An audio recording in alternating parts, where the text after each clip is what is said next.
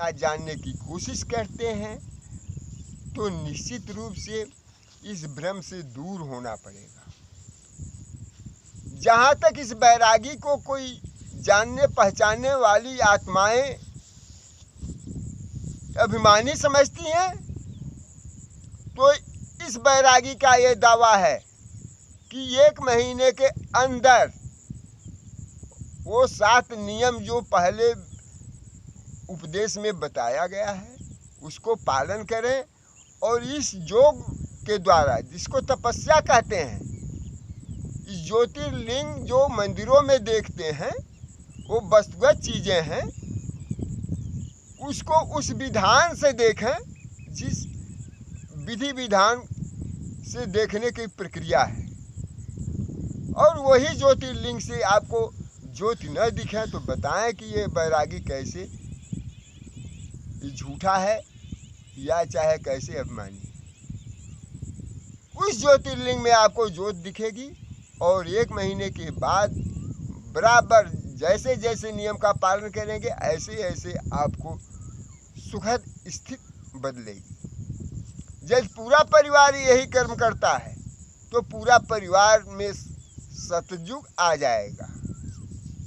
दुनिया में दुख युग होगा, दुख धाम होगा, लेकिन उनके अंदर, उनके परिवार में सुख धाम होगा।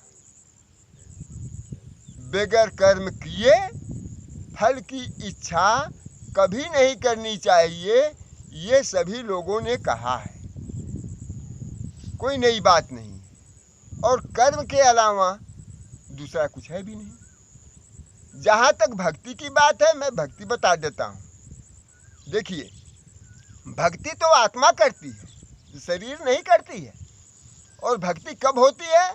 जब योग में होती है, यानी जब परमात्मा से जुड़ती है उसी समय भक्ति होती है। बाकी ये शरीर तो भक्ति करती नहीं है।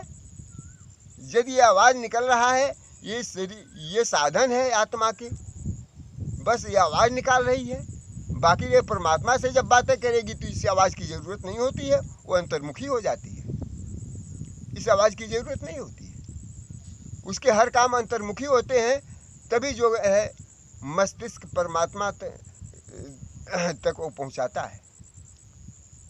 तो जो बाहर से शारीरिक कर्म करते हैं, यह ऐसा कोई कर्म नहीं है सिवा आत्माओं का सेवा का। जो शरीर पिंडों में आत्माएं भ्रमण कर रही हैं, यानी विचरण कर रही हैं, जो इनका सेवा करना ही शारीरिक सेवा का अर्थ है। बाकी परमात्मा के लिए कोई दूसरा शारीरिक सेवा है नहीं। परमात्मा के लिए अंतर्मुखी होना पड़ता है, और वो अंतर्मुखी होकर के उस ज्योतिर्लिंग में ज्योत दिखती है। और बाहर जब आते हैं इस शारीरिक प्रक्रिया में, तो हर जगह ज्योतिर्लिंग का पूजा वस्तुगत रूप में करते हैं।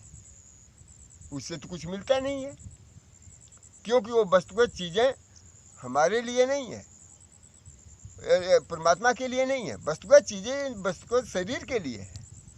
जैसे हम किसी को दिन भर खड़े होते हैं गर्मी में, और कोई भी राह से जाता, हम पानी पिला देते हैं, और पानी पिला देते हैं, आत्मा सुखी हो, आत्मा के वो शरीर सुखी होती है। जिसमें आत्मा रह रही है वही उसकी मंदिर है, वही उसका मकान है, वही उसके साधन है, तो सुखी होता है, वो मिलता है हमको। ये आत्माओं का सेवा ही ये शारीरिक सेवा, ये शारीरिक क्या नाम है कि सेवा है।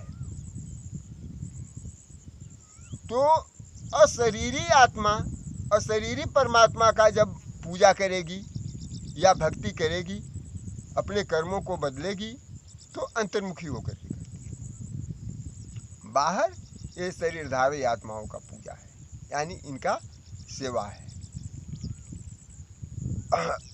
और भक्ति माता पिता की भी भक्ति होती है, देश का भी भक्ति होती है।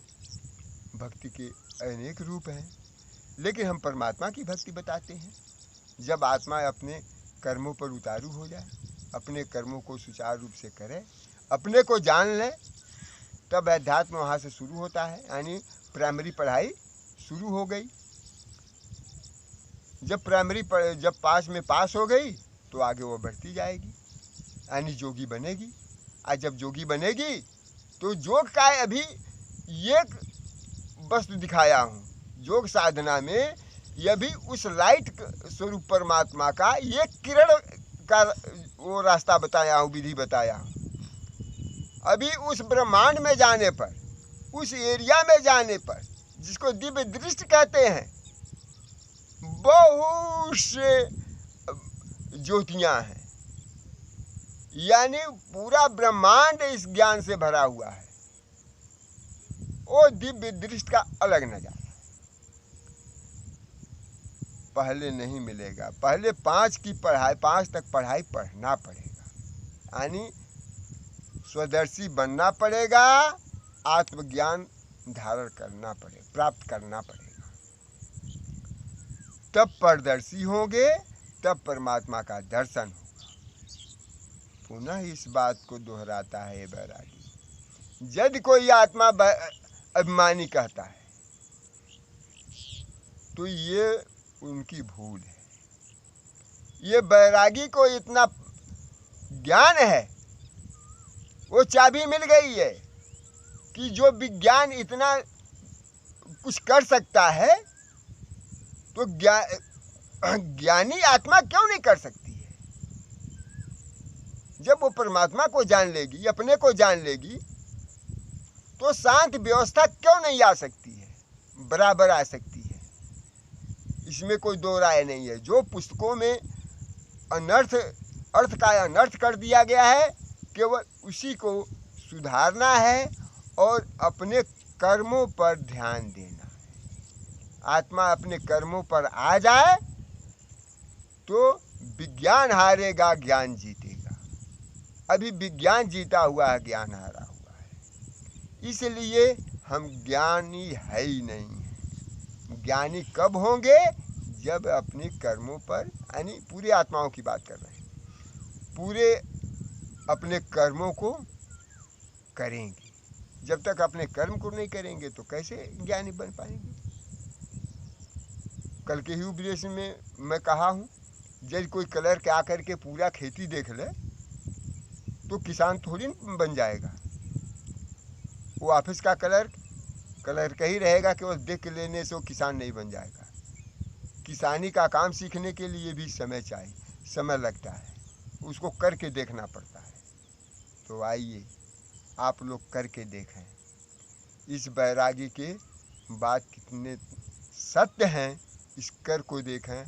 करने से ही आप अध्यात्म को प्राप्त कर लेंगे, और अध्यात्म को प्राप्त कर लेंगे तब परमात्मा का दर्शन की जो प्राप्तियां हैं, दर्शन करने से जो प्राप्तियां हैं, वो प्राप्तियां शांति और सुख को भी प्राप्त कर लें। आज यहीं तक। ओम सत, ओम सत।